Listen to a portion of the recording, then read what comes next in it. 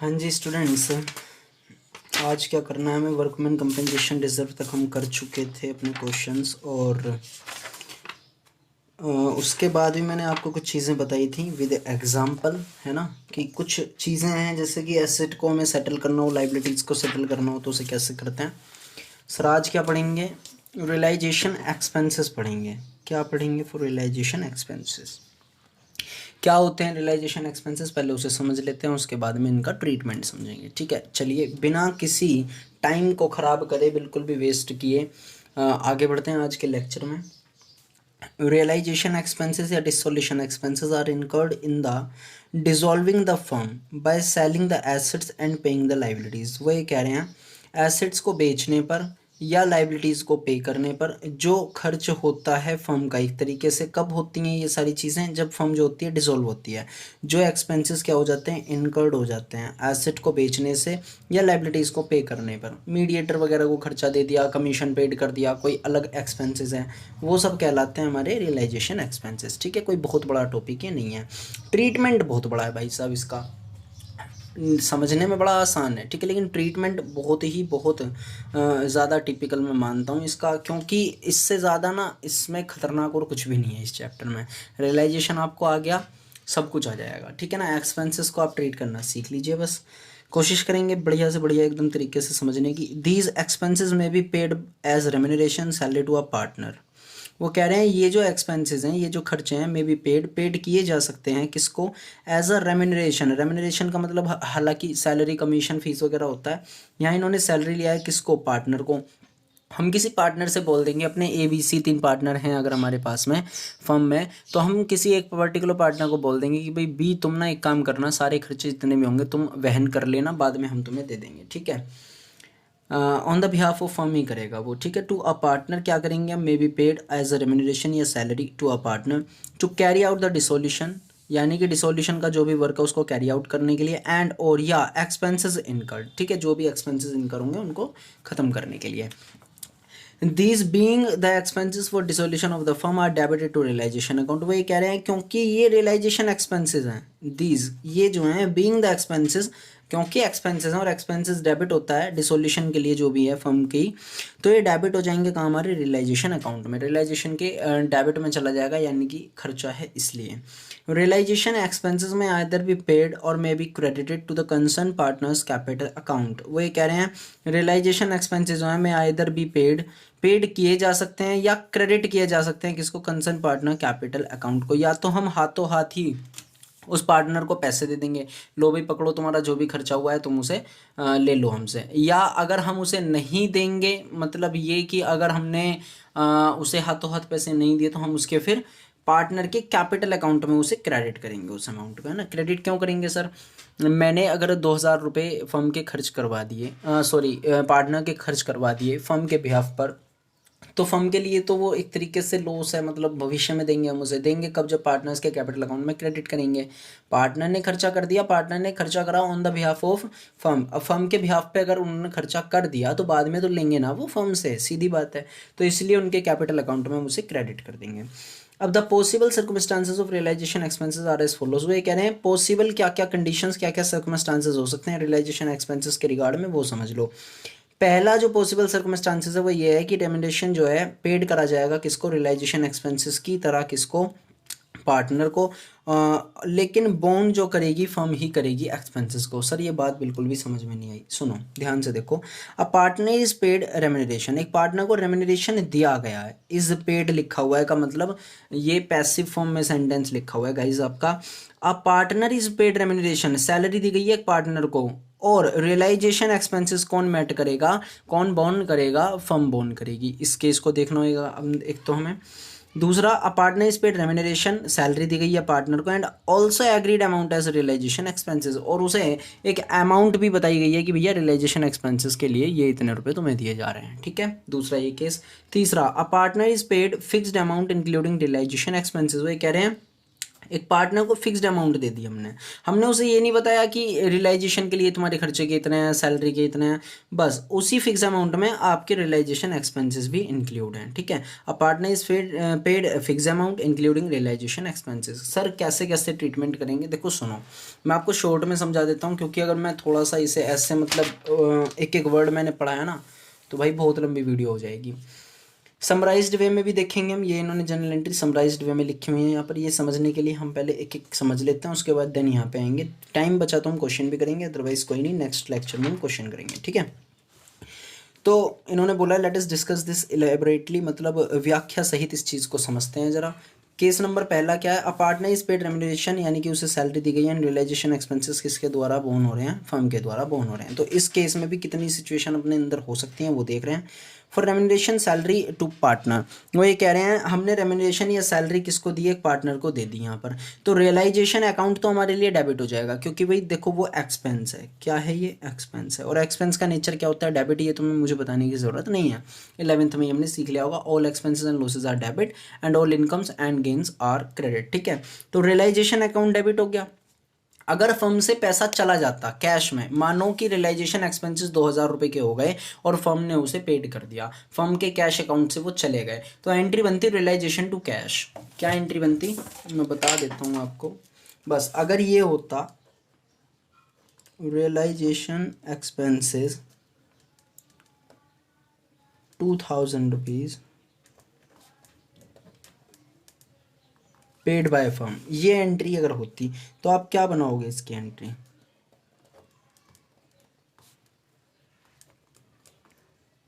तो cash account, बात खत्म। कि भाई खर्चा हुआ 2000 रुपये का, खर्चा कहाँ डाल दो, रियलाइजेशन अकाउंट में डाल दो 2000 रुपये का खर्चा, और कैश को क्या कर दो आप, क्रेडिट कर दो, बस ये एंट्री होती। लेकिन अब एक चीज़ सोचो आप कि कैश तो गया ही नहीं फर्म के पास से, फर्म के पास से कैश नहीं गया, कैश किसके पास से गया, पार्टनर के पास से। तो अगर पार्टनर के पास से कैश जाएगा तो खर्चा तो है ही फर्म के लिए, वो अब नहीं देंगे तो भविष्य में पार्टनर को देंगे, तो पार्टनर का नाम क्रेडिट हो जाता है। यहाँ पर लिखते हैं हम कंसर्न पार्टनर्स कैपिटल अकाउंट। ठीक है, इतनी बात लिख देते हैं, यानी कि हमने 2000 रुपये से उस पार्टनर को क्रेडिट कर दिया जिस पार्टनर ने वो खर्चा करा है। अब समझो जरा यहाँ पर, फॉर रेम्यूनरेशन या salary to a partner realisation account debit to concern partners capital account, बस इतनी बात बना दी हमने। ये एंट्री जो है नरेशन देख लो, रेम्यूनरेशन या salary credited to partner's capital account. ठीक, आगे बढ़ते हैं थोड़ा सा, क्या बोला इन्होंने आगे जरा देखो। For realisation expenses borne and paid by the firm, realisation expenses borne भी फर्म ने करे हैं और पेड भी किसने करे हैं, फर्म ने ही करे हैं। तो सीधी सी बात है, अब तो एंट्री सिंपल आई कि realisation account debit to cash. भैया बोन मैंने करे हैं इसलिए डेबिट, और पेड भी मैंने करे हैं तो इसलिए क्रेडिट। कैश हो जाएगा मेरा या बैंक हो जाएगा, फर्म ने ही करा है यहाँ पर, बोन भी और पेड भी। बोन का मतलब ये होता है सहन करना, एक्चुअली देगा कौन, ठीक है वो होता है, और पेड मतलब एक्चुअली दिए किसने। ठीक है, बोन मतलब पे कौन करेगा, लेकिन पे करे किसने वो वाली बात होती है। पे अगर हमारी फर्म करेगी तो रियलाइजेशन में डेबिट करो उसे, और अगर पेड भी फर्म नहीं करे हैं तो क्रेडिट कर दो आप कैश को। लेकिन अगर पेड करे होते पार्टनर ने तो फिर हम पार्टनर को यहाँ पर क्रेडिट करते हैं। ठीक है, next, for realisation expenses borne by the firm but paid by a partner. यहाँ देखो बोन किसने करे हैं, फर्म ने, तो खर्चा तो ये फर्म का था, लेकिन पेड किसने कर दिए हैं, पार्टनर ने। ठीक है, for realisation expenses borne by the firm but paid by a partner, तो रियलाइजेशन बोन करेगी फर्म को, तो भैया डेबिट तो रियलाइजेशन ही आएगा, लेकिन क्रेडिट कैश ना करके कंसर्न पार्टनर्स कैपिटल अकाउंट आ जाएगा, because realisation expenses paid by the partner credited to his capital account. सीधी बात, आगे बढ़ते हैं। Next point, for realisation expenses borne by the firm but partly paid by the firm and balance by a partner. ये कह रहे हैं आधे, मतलब कुछ हिस्से तक उसने फर्म ने पेड करा है और कुछ हिस्से तक पार्टनर ने, तो दोनों को क्रेडिट कर देंगे। मतलब इस बार रियलाइजेशन तो डेबिट है ही है, टू कैश भी क्रेडिट और to concern partners capital account भी क्रेडिट। मतलब amount paid by the firm, जितनी पेड करी है फर्म ने उतनी क्रेडिट, और जितनी अमाउंट पार्टनर ने पेड करी है उतनी यहाँ क्रेडिट। क्लियर है यहाँ तक का मैटर।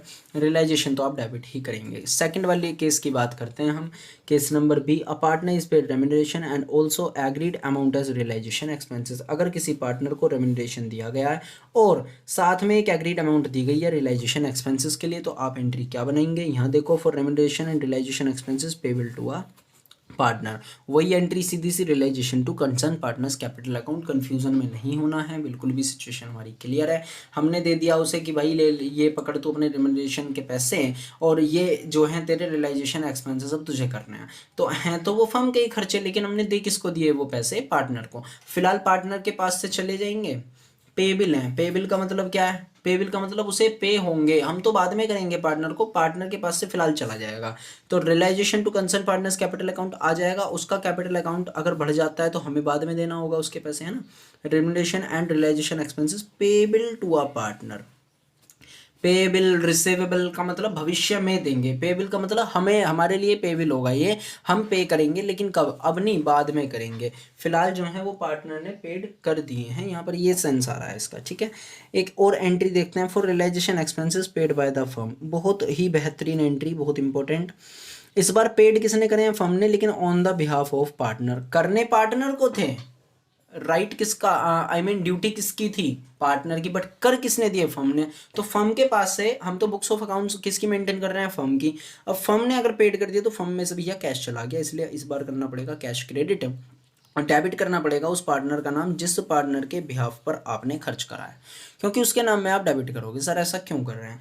मैंने अगर तुमसे कहा कि तुमने ना किसी अपने दोस्त के नाम पर 100 रुपये खर्च कर दिए, उसने बोल दिया था कि भाई तू किसी और को दे दियो, मैं तुझे आकर दे दूंगा, तो तुम जो अपने 100 रुपये तो तुम्हारे पास से डिडक्ट हो गए, तुम तो 100 रुपये अपने यहाँ से क्रेडिट कर दोगे जैसे इन्होंने कर दिया, ठीक है। आपके पास से चले गए, what goes out will be credit. Sense है, बिल्कुल क्लियर है कॉन्सेप्ट वाला। क्रेडिट हो गया सर कैश। अब आपने जिसको दिए उसको डेबिट नहीं करोगे, आपने जिसके बिहाफ पर दिए आप तो उससे लोगे कि हाँ भाई फोन कर दिया था उसने, तुम्हारे दोस्त ने, हाँ भाई तुम पैसे दे देना मैं तुम्हें आके दे दूंगा, तो जो तुम्हारा दोस्त था तुम उसके नाम में डेबिट करोगे भाई। इसीलिए जो बिहाफ किसके बिहाफ पर दिए फर्म ने पैसे? पार्टनर के बिहाफ पर। मान लो से ए के नाम पर दिए तो A's capital account debit to cash या बैंक आ जाएगा। क्लियर है यहाँ तक? किसी को ये पूरा पैराग्राफ पढ़ना हो तो पढ़ लेना पॉज करके, काफ़ी देर हमारी वीडियो यहाँ पर रुकी थी, है ना। आगे बढ़ते हैं, थोड़ा सा केस नंबर सी की बात करते हैं, और ये यहीं पर बस खत्म होने वाला है जल्दी से। क्या कह रहा है ये वाला point? A partner is paid fixed amount that includes realisation expenses. एक पार्टनर को अमाउंट दी गई है जिसमें रियलाइजेशन एक्सपेंसेस भी इंक्लूड हैं। क्या बड़ी बात है यार, इसमें वही एंट्री सीधी सी यही वाली आ जाएगी, रियलाइजेशन टू कंसर्न पार्टनर। यार कुछ नहीं है, हाँ इसमें एक सिचुएशन हो सकती है वो देख लेंगे बस। For the fix amount payable to a partner, अगर हमने कोई अमाउंट जो फिक्स है वो दे दी पार्टनर को कि भैया अब ये तुम्हारी सैलरी भी है, ये तुम्हारा खर्चे भी तुम्हें पेड करने हैं रियलाइजेशन का, तो realisation account debit to concern partners capital account. Amount including realisation expenses payable to a partner credit to his capital account. जितनी अमाउंट हमने रियलाइजेशन एक्सपेंसेस की उसे दिया है जो पेबिल होगी पार्टनर को, वो उसके कैपिटल अकाउंट में हम क्या कर देंगे? क्रेडिट, और फर्म के अकाउंट में यानी कि रियलाइजेशन में कर लेंगे हम डेबिट। कोई बहुत बड़ा मैटर ये नहीं है। आगे बढ़ते हैं, थोड़ा सा लास्ट पॉइंट है, for realisation expenses paid by the firm on the behalf of the partner. बिल्कुल सेम जो भी समझाया था, रियलाइजेशन एक्सपेंसेस पेड कर दिया किसने? फर्म ने। किसके बिहाफ पर? पार्टनर के बिहाफ पर, तो भैया concern partners capital account debit, यानी कि मान लो बी ने दी, बी के बिहाफ पर फर्म ने खर्चा कर दिया तो B's capital account debit to cash account. Clear है यहाँ तक भी? Realisation expenses paid on behalf of the partner. Clear? चलिए, जनरलाइज जो है ना ये एक तरीके से समराइज्ड वे में है, सॉरी जनरलाइज नहीं समराइज्ड वे में। जनरलाइज तो ये होते हैं जो हम जनरलाइजिंग कर रहे हैं ना, ये बोलते हैं जनरलाइज। तो general entry on payment of the realisation expenses, यहाँ पे इन्होंने 5 केसेस लिखे हुए हैं। इन्हीं ये जो हमने सारी पीछे बात करी है समराइज्ड वे में यहाँ पर आ रही हैं वो, इन 5 को आप लोग देख लेना आराम से, ये हो जाएंगी, क्वेश्चन आपका हो जाएगा। ठीक है, एक क्वेश्चन की तरफ बढ़ लें, इसे आप पोज करके पढ़ लेना। इन 5 को बहुत सिंपल है, जो मैंने समझाए थे वही हैं। इस केस को समझ लो बस जरा, क्योंकि ये अलग आ रहा है, इसमें नो एंट्री है ना। आप कहोगे सर ऐसे कैसे? सुनो, when realisation expenses are borne and paid by the same partner. वो ये कह रहे हैं बोर्न भी पार्टनर के द्वारा होने थे और पेड भी पार्टनर के द्वारा ही हुए हैं, तो भाई फर्म में तो कोई मैटर ही नहीं है ना। खर्चा तुम्हें सहन करना था, तुमने ही पेड करा, कोई दिक्कत थोड़ी है इसमें। तुमने पेड करना था, तुमने ही पेड करा, मेरा तो कोई रोल ही नहीं है। मेरा मतलब कोई फर्म का तो कोई रोल ही नहीं है, तो ठीक है फर्म की बुक्स ऑफ अकाउंट्स में क्यों कोई एंट्री होगी? That's why no entry. ऐसे किसी केस में क्या होगी? No entry. बाकी सारे यहाँ पर केस आए हुए हैं। ठीक है, एक हम थोड़ा सा इलस्ट्रेशन देख लेते हैं, 4-5 कुछ ये पॉइंट हैं, शायद फालतू भी आ रहे हैं इसमें कुछ, हाँ ये 8-9 पॉइंट हैं इसमें, यहाँ तक देख लेते हैं। जितनी जल्दी होगा मैं कोशिश करूँगा वीडियो को छोटी करने की। ठीक है, चलो तो मैं यार वीडियो में ना कुछ भी पसंद आया करो तो लाइक ज़रूर कर दिया करो मुझे, तुम्हारे जो लाइक है ना वही मेरे को मोटिवेट करता है। और कमेंट करके बताया करो, हाँ सर वीडियो में ये वाली बात हमें बहुत अच्छी लगी है सर, ये वाला पॉइंट हमें बड़ा ख़राब लगा, कुछ भी बताया करो, बताया ज़रूर करो, ठीक है। मुझे तभी तो पता चलेगा कि मेरे चैनल की जो ग्रोथ है वो कैसे होगी, मैं क्या इंप्रूव कर सकता हूँ। तुम लोग मतलब बस ऐसी वीडियो देख लेते हो, मज़े ले रहे हो, बताते कुछ हो नहीं, ऐसा ना किया करो यार। चलो, पास journal entry for the following transaction. पहला आ रहा है रियलाइजेशन एक्सपेंसेस वर 10,000। इसमें कोई इन्फॉर्मेशन नहीं है, बस इन्होंने लिख के छोड़ दिया रियलाइजेशन के जो खर्चे थे 10,000 रुपये। रियलाइजेशन को पता है हिंदी में क्या बोलते हैं? वसूली। वसूली भाई, याद है गोलमाल? यस सर, किसको याद नहीं होगी गोलमाल। वसूली वह जो होते हैं ना, मतलब खर्च वगैरह जो हो जाता है वसूल करने पर, उसे बोलते हैं रियलाइजेशन एक्सपेंसेस। 10,000 के थे, ठीक है, फर्म के द्वारा, ये तो रियलाइजेशन टू कैश सीधी एंट्री आएगी, ठीक है। एंट्री क्या आएगी? Realisation to cash. इसमें realisation expenses 5,000 were paid by Taran a partner. एक पार्टनर के द्वारा पेड हो गए 5,000 रुपये। तो सीधी बात, realisation to Taran capital account, ठीक है, 5,000 रुपये। क्योंकि वो उन्होंने ये नहीं बताया कि फर्म का क्या रोल है, लेकिन हमें ये दिमाग लगाना चाहिए। देखो, पहली एंट्री में रियलाइजेशन टू कैश था, 10,000 रुपये से सीधा हो गया। Next, realisation to Taran's capital account, क्योंकि डिसोल्यूशन के जो एक्सपेंसेस थे पेड हुए पार्टनर द्वारा, उसके अकाउंट में हमने क्या कर दिया, उनको क्रेडिट कर दिया। एक्सप्लेनेशन यहाँ पे इन्होंने दे रखी है, जो मैं आपको बता रहा हूँ वो यहाँ पे इन्होंने लिखा हुआ है, ठीक है। आगे बढ़ते हैं, अगली कोई सिचुएशन देखते हैं क्या कह रहे हैं। यार ये तो बजते बहुत हैं, पेन हटाओ इसे यहाँ से। चलो, point number 3, realisation expenses of 5,000 were paid by the firm on the behalf of Madan a partner. इस बार पेड किसने करे हैं भाई? फर्म ने करे हैं। तो फर्म के पास से पैसा चला गया तो कैश तो हो जाएगा क्रेडिट।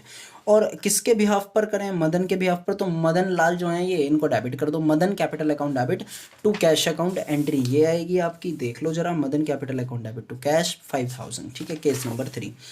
एंट्री नंबर 4 की बात करते हैं। Pawan a partner was paid remuneration including expenses 20,000 to carry out the dissolution of the firm. Actual expenses were 10,000। वास्तव में जो खर्चे थे वो 10,000 के थे, लेकिन कोई पवन पार्टनर था जिसको हमने रेम्युनरेशन दिया इंक्लूडिंग एक्सपेंसेस 20,000 का। फर्म के पास से कितने गए जरा सोच के बताओ, 10 गए या 20 गए? सर हमने तो 20 दिए होंगे, पवन को दे दिए ना। पवन सुत हनुमान, यहाँ पे आओ। पवन को दे दिए हमने 20,000 रुपये। खर्चा कितना हुआ पवन का? 10,000 रुपये। उससे वापस मांगोगे क्या? नहीं देगा भी नहीं, वो बताएगा भी नहीं तुम्हें। एक्चुअल एक्सपेंसेस 10 के थे भाई, तुमने रेम्युनरेशन भी तो दिया है, देखो ना। एक्चुअल एक्सपेंसेस 10 के थे, बाकी बचे हुए को उसके 10,000 रुपये की सैलरी या रेम्युनरेशन मान लो, सीधी बात है। तो क्या करोगे आप? पवन को आपने 20,000 जितने दिए हैं उससे आप एंट्री बनाओगे, जहाँ तक मेरा माइंड कह रहा है, ठीक है। आओ जरा, एंट्री बहुत सिंपल सी, realisation to Pawan's capital account, मतलब वही remuneration to partner credit to his capital account, ठीक है। देखो ना कितनी सिंपल सिंपल है, लेकिन कब? समझने के बाद। अभी 1-2 पॉइंट और आएंगे इसमें धांसू से, उसको जरूर समझना। अभी तो तुम ये हलवे से कर रहे हो, हलवाई हलवा। आगे आओ, डिसोल्यूशन एक्सपेंसेस वर 8,000 रुपीज़। कितने थे? 8,000 रुपये। Out of the side expenses 3,000 were borne by the firm and balance by Ravi a partner 8,000 rupees are paid by the firm.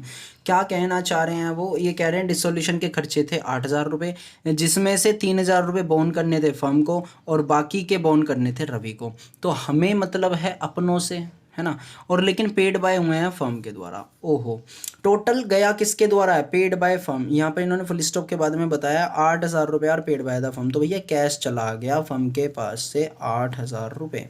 तो 8,000 तो क्रेडिट होने ही होने हैं। जितने फर्म को बोन करने थे उतने फर्म अपने रियलाइजेशन अकाउंट में डेबिट कर लेगी 3,000 से, बाकी के कर देगी किसके नाम में?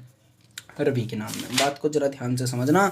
यहाँ पर आ जाओ एंट्री में, रियलाइजेशन अकाउंट डेबिट 3,000 रुपये, रवि के कैपिटल अकाउंट को डेबिट करा 5,000 रुपये और टू कैश और बैंक हमारे पास से चला गया 8,000 रुपये। एंट्री इस तरीके की होगी। दोबारा समझ लो एक बार इसे। डिसोल्यूशन के एक्सपेंसेस थे, पेड किसने करे थे? फर्म ने। फर्म का जो शेयर है ऑफ एक्सपेंसेस का डेबिट हुआ कहाँ? रियलाइजेशन अकाउंट में। एंड जो बैलेंस दिया था फर्म ने on the behalf of a partner, वो डेबिट हो गया रवि के कैपिटल अकाउंट में, ठीक है। एक्सप्लेनेशन इन्होंने और बड़ी अच्छी सुंदर सी शब्दों में यहाँ पर दी हुई है, आप लोग पढ़ सकते हैं, ठीक है। मतलब ये हमने पीछे पढ़ा नहीं था, लेकिन बहुत ईजी सा एक ये सिचुएशन आई है यहाँ पर, कोई ज़्यादा खास नहीं। चलो ठीक है, आगे आते हैं, realisation expenses of 5000 were to be borne and paid by a current a partner. एक पार्टनर था, उसके द्वारा ही बोर्न होने थे, उसी के द्वारा पेड होने थे। भैया हमारे यहाँ क्यों कोई एंट्री आएगी? ठीक है, नो एंट्री, इस केस में कोई एंट्री नहीं आएगी। आगे, मनोज एक पार्टनर है, कैरी आउट करने के लिए डिसोल्यूशन का जो काम है फर्म का at an agreed remuneration of 10,000। हमने बोला मनोज से भैया पकड़ 10,000 रुपये, जितने भी कार्य होंगे फर्म के डिसोल्यूशन के तुम संभालना, ये तुम्हारे खर्चे के लिए हमने पैसे दे दिए। सीधी बात, रियलाइजेशन का खर्च हम 10,000 मानेंगे, उसके नाम में कैपिटल में क्रेडिट कर देंगे। रियलाइजेशन टू मनोज कैपिटल 10,000 रुपये से, remuneration payable to Manoj a partner. बहुत सिंपल सी एंट्री। आगे बढ़ते हैं, देव एक पार्टनर है, पेड कर रेम्युनरेशन हमने उसे 15,000 रुपये का for dissolution of the firm. Realisation expenses 8,000 के थे जो कि फर्म ने पेड करे हैं।